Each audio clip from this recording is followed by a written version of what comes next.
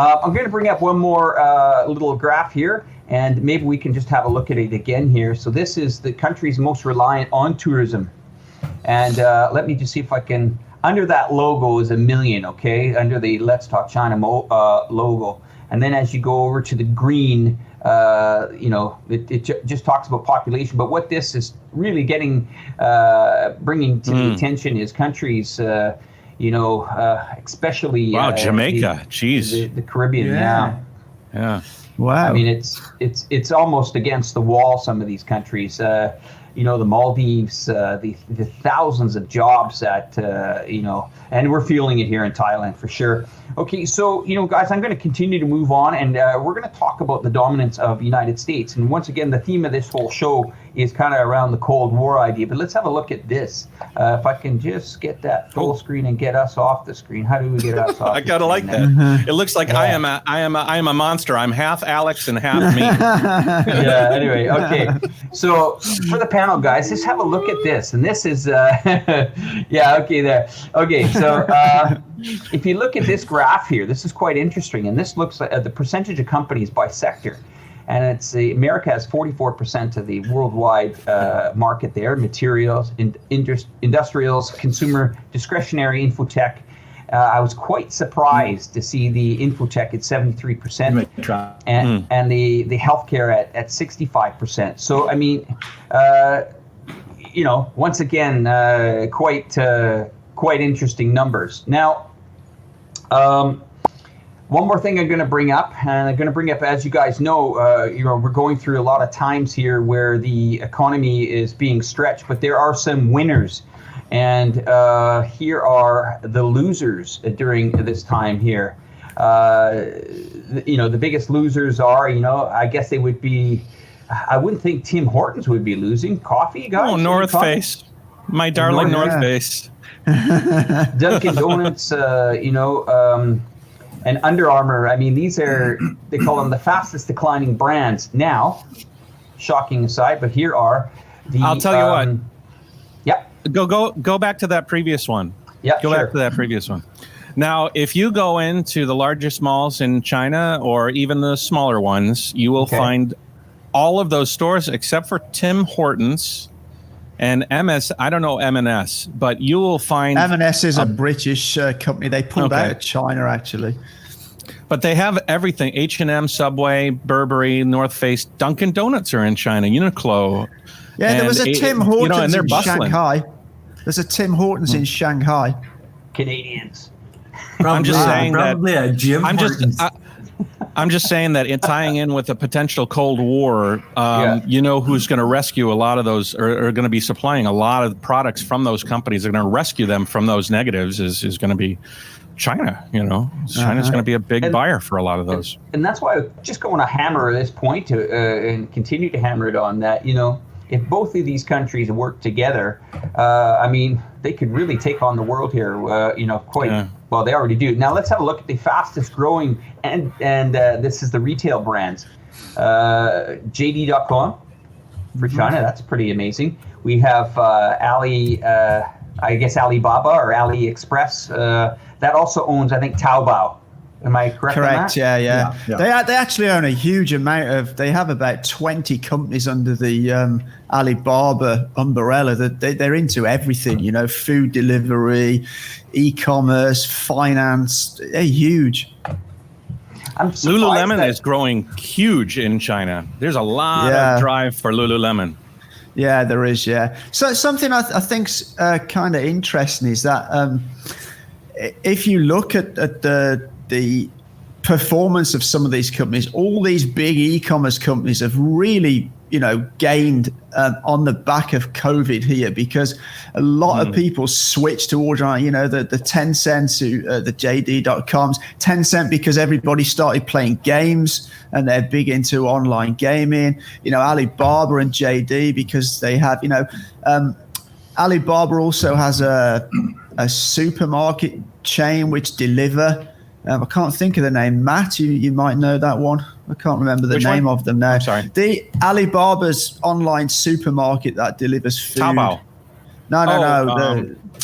the food one. I mean, I know what you're talking about. You know, we can be at sort of 8 o'clock in the evening. Oh, we've got no cola in the fridge. Oh, we just get on an app. 30 minutes later, it's at the door, you know, and you can order like 6 cans and it doesn't cost you any extra for delivery. It's just like blows your mind, that does. It's just fantastic. But the shares of these companies will perform really well because they've had such good, you know, performance over this COVID time. So, Lee, if you ordered right now a can of 2 cans of, well, what do you guys want? Guelo, what do you want? Yeah, Coca-Cola, anything. What does Guelo want? 2 cans of? Oh, geez. Hard one to answer. Don't put me on the spot here. It's 9 o'clock. I wonder, because we don't see here on the retail, but I wonder on alcohol. I wonder how the alcohol quarterly reports are going to come out. That could be Anheuser-Busch could be very interesting. So, guys, we're going to carry on here, and I'm going to bring up another chart that's quite interesting here. What does this? Okay, so this is what we call if China were to suddenly stop selling any of the 18 to 23 metals the U.S. deems critical to their economy or defense, the U.S. economy would be in serious trouble. So I'm going to bring up these metals just to show you guys, and here they are here.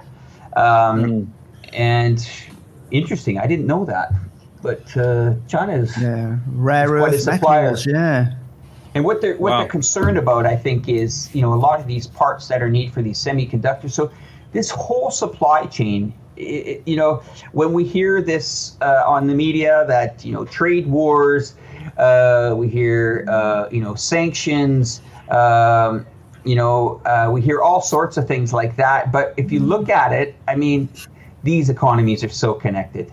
They're so connected. Whether they're buying minerals from each other, shipping durable goods, the tourism industry. That's why I'm slowly coming to the conclusion that this is not going to be possible. No one's going to come out of this thinking that they're going to be able to get away with this. That's for sure. Well, Alex, I think we realize today that anything is possible. Whether it's right or wrong, it's possible. Tell me what you mean by that, Matt. Well, I mean, how possible would you think that we'd have a reality show? Can you guys hear me? I think I'm breaking up. Guelo, yeah, we hear you. Hang on, Matt. We'll just finish his chat here for 1 second, then we'll bring in Guelo. I'm just saying that how real would you think is happening in the United States right now? It runs counter to everything that the United States stands for. Their reaction to the COVID created a balloon in death and a huge unemployment, which we're fighting back against as Americans try to get back online. Meanwhile, cops are kneeling on necks of the disenfranchised and the whole world. The whole world, according to the United States right now, and spreading out to different places, is going crazy. Who would have said that? It just goes to show that countries do things that are counterintuitive all the time. I could definitely see, for sake of his reelection or for sake of some political or financial gain of a few, them to cut off the United States or cut off China and say, to hell with everything. And what would that mean? It would mean that the goods that we buy in the United States and Walmart are going to double in price, and that just a shockwave will spread across the Western world and the Eastern world. The whole thing's going to be messed up. But to say that it's counterintuitive is true. To say that it's impossible to happen is I've thrown away the word it's impossible. Anything's possible today. It is, yeah. It's crazy. I mean, I also noticed that came to Europe, Lee. I mean, London started to have a protest as well. And Guelo will come up to Amsterdam, you in a second. Paris. Yeah, everywhere around the world. Luckily, it's not got sort of violent in other countries. But I think the George Floyd thing was just the spark. I think there's a lot of anger underlying in America at the moment, and they're kind of releasing that anger. And I think a lot of it is not over just the George Floyd incident. I think that was kind of the final spark that lit the fire.